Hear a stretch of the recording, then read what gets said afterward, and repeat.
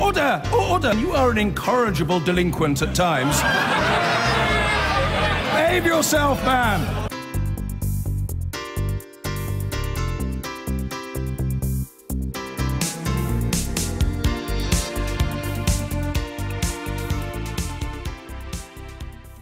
Now, as ever, to the front pages, there's the Sunday Times. Their main story, the Chancellor, who's coming on the show later on, says that the public sector is overpaid. That's other cabinet ministers have told the Sunday Times that at a political cabinet meeting earlier in the week, he described public sector workers as overpaid. We'll ask him about that.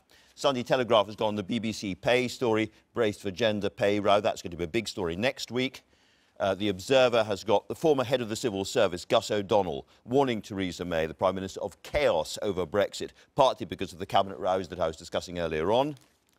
And there's the Mail on Sunday, the French, as ever, piling in. A French plot to wreck Britain by stealing the City of London away, or the financial heart of the City of London away, it says. And they've got a memo inside detailing all of that. Sunday Express on the silent victim of the child snatchers, about an autistic girl who was taken from her family. Much more to talk about, but we're going to start, of course, with the politics, as we always do. Aisha, you've had a huge number of potential political stories to choose from. You've gone for the Sunday Times there. 3 men with revolvers all pointed at each other. Absolutely. So this is a very big story by Tim Shipman. It was the Spectator Summer Party on Thursday night, and I'm afraid there was more drama in it than on Love Island. There really was. Less love, perhaps. Yes, less love. And Prosecco. Yeah, well, actually, it was chilled champagne, and there wasn't that much sun, so everybody knew what they were doing. But it is extraordinary. Interesting, Tim Shipman is a leading political editor. He wrote a book called All Out War, and it looks like All Out War has broken out within the Conservative ranks.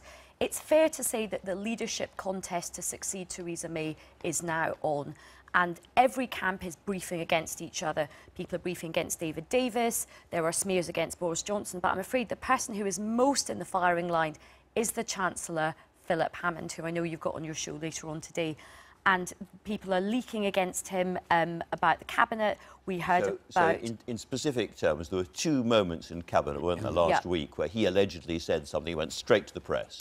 He basically said 2 things. He said that he thought that public sector workers were overpaid, and that for some reason women couldn't drive trains. Now this has come off... He denies this, I should say. He does, but I just want to say, look, we've also just had this week a rather unseemly row in the Conservative Party about the use of the N-word, and I'm afraid the Conservative Party are showing themselves to be quite out of touch. Now, his team say, look, none of this is true, all of this has been overhyped. But, you know, Tim Shipman, who is the political editor, has basically... he took to Twitter last night and he said he's getting this verbatim from people. He says, this has been one of the most bizarrely entertaining weeks I have had as a political editor, leaky cabinet, seething rivalry.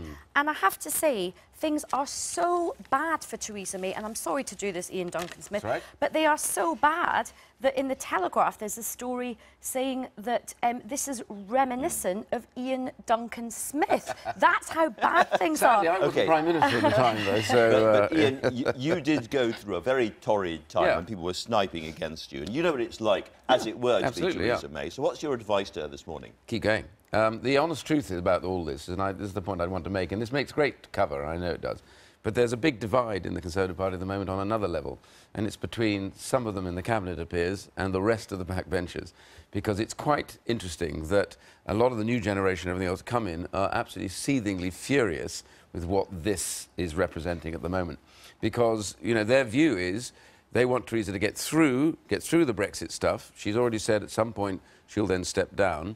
And their view is none of the above. At some point, maybe somebody else will step through. So this is a generational question. These I think guys it may are possibly too old to be the next leader. All I know is that some of the people that I see running around the place, I won't know names, it's reminiscent of the same people running around when I was leader. So all I would say to my colleagues to them is, just for once, shut up, for God's sake, and let everybody else get on with the business of governing.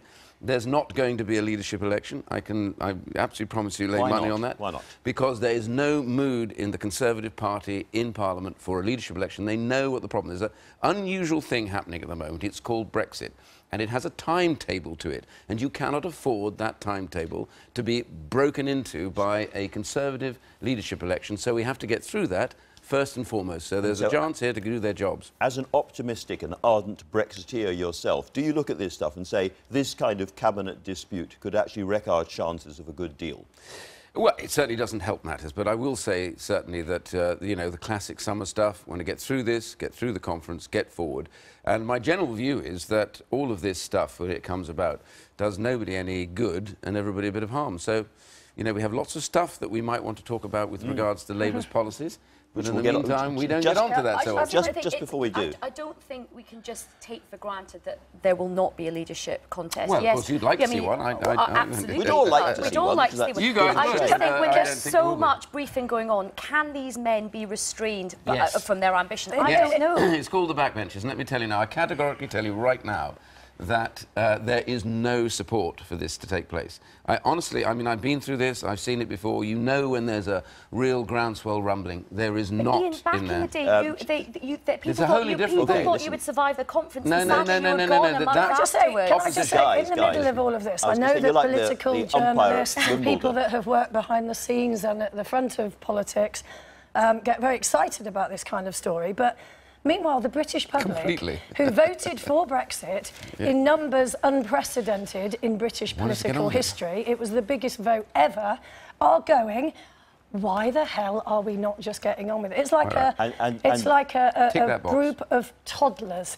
And Gus O'Donnell here in The Observer, he talks about, he was the former Cabinet Secretary, of course, and he's writing about this and the job that Jeremy, his successor, Sir Jeremy Hayward, faces. But the National Audit Office, Amyas Morse, the head of, has waded in to say, this is like the falling apart of a chocolate orange. And it is, isn't it? It's all these pieces, and somebody needs to just come in and go, right, here's the foil, we all need to stick together on this. I agree with you. It is ridiculous, and he's saying that David Davis actually would have been better suited coordinating policy from the Cabinet Office, rather than actually having a ministerial post on Brexit. To be fair, he is actually pretty much in the Cabinet Office. That's where his office and everything stands. But I come back to the simple point I make, that as a backbencher, I promise you right now, they want that chocolate orange that you talk about in the foil. Yeah, but who's going to do it? Because it doesn't look like it's going to be Theresa May. They're getting some pretty strong messages at the moment, that's all I can tell you. OK, well, let's move to the other side. There's a photograph there of John Landsman, the founder of Momentum. I was at university with him. I keep warmly and cordially inviting him onto the show, and for some reason he won't come. But there he is. Looking quite tough there. And it's a story. It's a relatively rare interview with John Landsman about Momentum. Yes. I think it's quite interesting, this story, because underneath some of the other stuff that's going on, there is a real issue here, which is about the way in which, in a sense, some of this politics has shifted. I think the arrival of Momentum, the last election was very much, there was a debate last week about the growing violence. It's not just, you know, a lot of MPs, Conservative MPs, worried about the nature and the way that this campaigning starts, but it's also Labour MPs. I mean, I know a lot of Labour MPs who feel deeply threatened by him to get them out and to do nothing else but to target people who they don't think are Corbyn supporters. And I think this is it'll grow, this story, because it's a party that at some stage has got to confront the idea of a party within a party. I wish he was here on the sofa to defend himself, but it should also be said, however, that Momentum are the people who helped mobilise 500,000 young voters. They helped Jeremy Corbyn come. And it is an extraordinary political phenomenon. Well, it's not just about abuse. My personal view is it's the growth of a party within a party. And now, in this article, what's interesting, he is now talking about taking control of leadership elections, nominations, who should become MPs. All of this is a real push for power, which is quite interesting, really. Not surprising in a sense. Well, not necessarily, but I simply say, where is the Labour Party in this? Is it Momentum or is it different? Anybody in politics, anyone, particularly women, particularly somebody from a BAME background, there is a lot of abuse being thrown around. I get as much abuse from the right, from Conservatives, as I do from people on the left. And I think it's incumbent on all political leaders to make a stand on this and just say abuse against anybody is not acceptable. I think there are actually guidelines going to the Labour NEC to look at this. But it is easy to demonise Momentum. Not demonising, I'm simply saying they're a party within a party. Jeremy Corbyn did create an incredible amount of enthusiasm at this general election. He led with ideas. He did mobilise young people who don't normally come out to vote. So it's not all malign. Some of it is very positive, and some of it is about people being energised in politics. And even your seat, which was once a Tory stronghold, is now but do you agree with the party within a party? I think this is I think there's a party within every party. You could argue that in the Conservatives, there are hardline Eurosceptic backbenchers that have been a party within a party for decades. The organisation is nothing like this at all. This is an organised movement that has inhabited the Labour Party. You know that, and I know that. Let's move on to a more traditional party within a party, En Marche, or an untraditional party, and the French. It's a very, very interesting story in the Mail on Sunday. And this is about France trying to nick the financial heart of the City of London and plonk it in Paris. Yeah, this is a leaked memo from Jeremy Brown, who is a former Lib Dem MP, who's envoy now for the city. And he says that actually the French are going to play pretty hardball on Brexit. They do not want a soft Brexit. They see the opportunity. London at the moment is the top city in Europe for financial services. They think Paris could steal that away, and they feel quite, quite motivated to do this. Yeah. So I think and when they want the maximum amount of chaos. That's my only surprise is that anyone thinks this is a story. We knew this 6 months ago. But it does show you. It does show you that when we are told that Brexit's going to be really simple and straightforward, it's not. It follows on from Jane's story actually about what Gus O'Donnell was saying. And the problem that we have to, or what we have to realise is, we don't have all the power in these negotiations.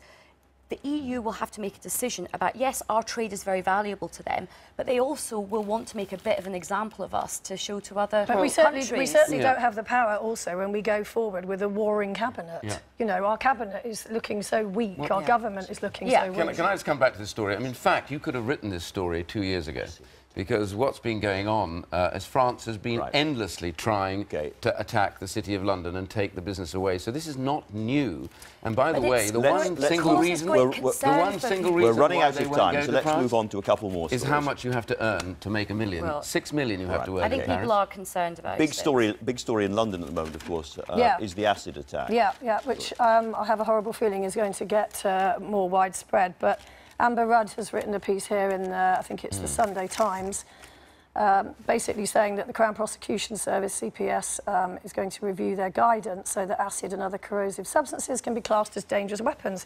Actually, my only surprise is that they're not already, to be honest. And, of course, it's another thing for the police to deal with everything else that they've got going on, because these kids are, I think, because they think, stop and search now, I can't have a knife, they're now sort of using sports drinks bottles and filling them with corrosive and this acid. is now their weapon of choice, so it's horrendous. They're attacking kind of Deliveroo motorbike drivers to steal the bikes to then carry out more attacks. Speaking of bad stuff happening, nowhere on the planet is worse at the moment than Mosul. Now liberated, but just dust and horror, really.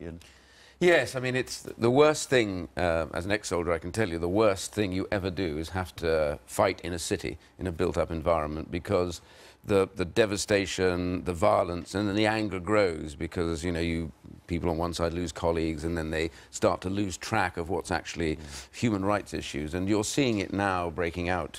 As they've finally taken Mosul, you can see almost the reaction from many of those who've occupied it is little or no sense that people they capture now should be dealt with in any kind of humane way. I don't say that this is going on with any tacit approval, but it's almost in a sense to be expected. I mean, the devastation is astonishing. And what it does say, and there's an interesting story about this in other papers, is that the whole idea of ISIL doesn't exist because they had a mass army ready to go. They only moved into Iraq because the Sunni Muslims decided they'd been so oppressed now by the existing government that they all turned to ISIL. Now, this is the question that we beg afterwards. How does Iraq govern itself after this, if all we see now is factionalised anger on the back of Very Mosul? good question. Moving again to a domestic story, Aisha. Everybody on the edges of their seat wondering who is going to be the next Doctor Who. Well, it's so exciting, and they're going to announce it just after the Wimbledon final today, so which makes me think maybe it's Roger Federer, maybe he's going to be the new Doctor Who.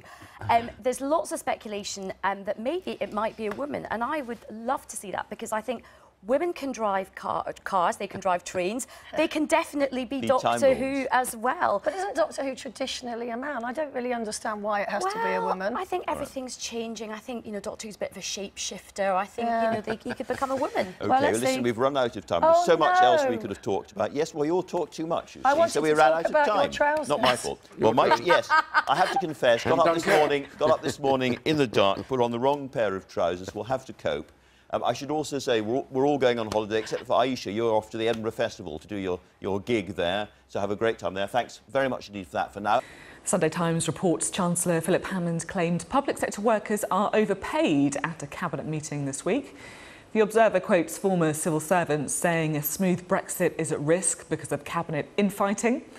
The Mail on Sunday splashes on a leaked memo that it says shows France wants to use Brexit to wreck the UK economy. The Sunday Telegraph says 30 Conservative MPs have pledged to support the Brexit Secretary David Davis if he decides to run against Theresa May. The Sunday Express speaks to the parents of an autistic teenager who the paper says was kept in a secure unit for 6 months after false abuse claims. George Michael's former partner tells the Sunday Mirror he feels ashamed because he didn't save the singer. Plenty to get in there. We are joined in the studio now by the political editor of the Daily Mirror, Jack Blanchard, tech entrepreneur Alex de Pledge, and the political editor of the Sun on Sunday, David Wooding. Hello, thanks all for being here this morning. We've got quite a juicy set of papers this morning to have a look through. It feels like we should start off with Philip Hammond because the knives are out, aren't they? Yeah. I mean, they really are. I mean, the really interesting thing about this story is the amount of briefing that we're seeing again amongst the cabinet. You know, it's very rare to see these sort of wholesale readouts of what are supposed to be very private meetings told to different papers at different times and all done to really damage key figures within the cabinet. I mean, it's great fun if you're a journalist. It's not so much fun if you're a politician involved in it. And Tim Shipman in the Sunday Times has got quite a thorough sort of write-through, hasn't he, about the kind of wars between David Davis and Boris Johnson, about the Brexiteers who are out to try and decapitate the Chancellor. I mean, it must make your job much more fun, but perhaps not so great for you know, the Prime Minister. Yes, I mean, to think a few months ago, before the election, we had a control freak regime in Number 10 where nobody would talk to us, nobody would write for us, gossip was zero. Now, all bets are off. We find out everything within seconds of a meeting taking place. And this is 2 within 24 hours on Philip Hammond. You've got in The Sun on yesterday, we had the story about the fact that he'd allegedly said that these newly automated trains are so easy to drive that even a woman could drive them. Shocking thing to say, eh? It's not quite though, really, is it? I mean, he said that basically, largely, they're staffed by overpaid men, and we could get rid of all of that and have... I think it's been a little bit unfair to Philip Hammond, if I'm honest, in this. Yeah. Because, like, you know, this is not going to be a popular comment, but let's be really honest. The Economist ran a fantastic graph last week that showed that average, public sector real average earnings have been, since 2003, above private sector. So I think actually the question here is not, you know, are they paid too much? It's actually the value of the jobs that they do. So economically, he was correct. Politically, probably not a very savvy comment by Hammond. And also, we shouldn't lump all public sector workers together as well, right? I mean, there's a whole range of jobs that people do within the public sector, so it does feel a bit strange to, you know, treat them as though they're all the same. But if you look at some of the numbers, if you look at what's happened specifically to nurses' pay, or I think paramedics' pay worst of all, compared to 2010 to where it is now, it is worth thousands of pounds a year less than it was before. And, you know, there's a lot of people saying at some point, surely that needs to stop.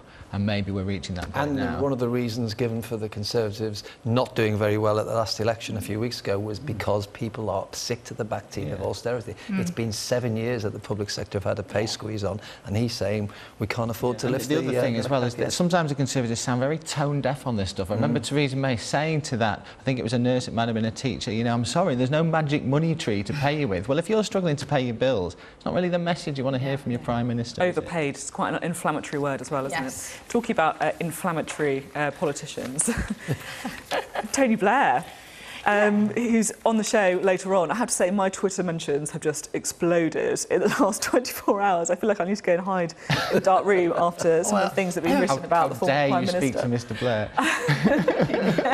Well, I think I'm probably going to get a healthy dose of abuse on Twitter for what I'm about to say, which is I think that Blair gets unfair press coverage. And I think that I think the reason we're looking to someone like Blair is there's a huge centre ground vacuum at the moment. And if we're really honest about it, Blair was the last leader on a par with someone like Margaret Thatcher, and everyone's kind of looking around, wanting someone to have some credibility and authority. Now, he might not have that with the British people so much anymore, but he does have it in Europe. And so I think it's unfair to just dismiss what he says out of hand. I think he has a point, and we should absolutely be engaging in the conversation, because there is no centre ground politicians coming out and doing that, and the backbench really hasn't kind of got into full swing yet. Away with the Blairies. That was your headline on this, David Wooding, in the Sun on Sunday. It was a quote from Ian Douglas Smith, who said away with the fairies.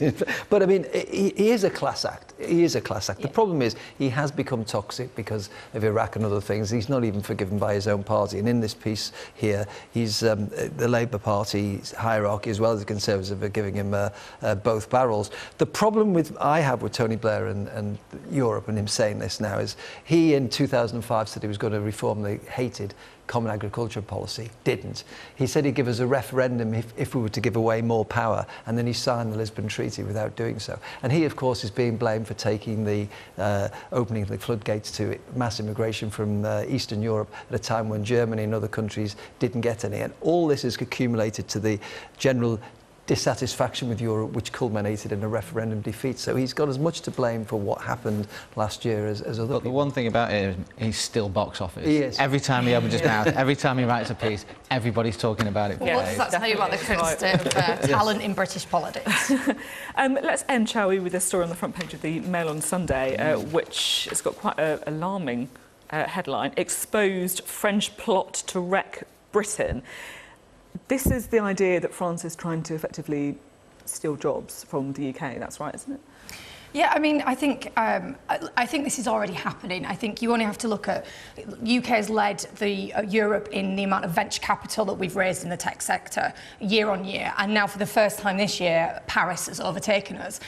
Pretty much every startup I know is opening satellite offices in Berlin and Dublin because they can't get any assurance on what's going to happen here. So it's not a plot; it's actually happening. And you know, considering we're 16% of domestic output and manufacturing is only 10%, we shouldn't just be worried about financial services. We should be worried about our high-growth digital companies, because if they go, they're growing 3 times faster than any of the companies at the moment. That will be a huge loss for us. And what's amazing, I mean, you look at this memo which has been written by somebody in the city of London who's been having meetings with France, and it says, you know, they're completely blatant about this. They want to wreck the city of London and take all those jobs. The thing is, this is not surprising. This was always going to happen. It doesn't make it any the less worrying, but people were warned about this and it was dismissed. Project Fear, don't worry about it. Okay. And look, here we go, it's happening. Yeah. Well, thank you very much for your thoughts on this Sunday's papers.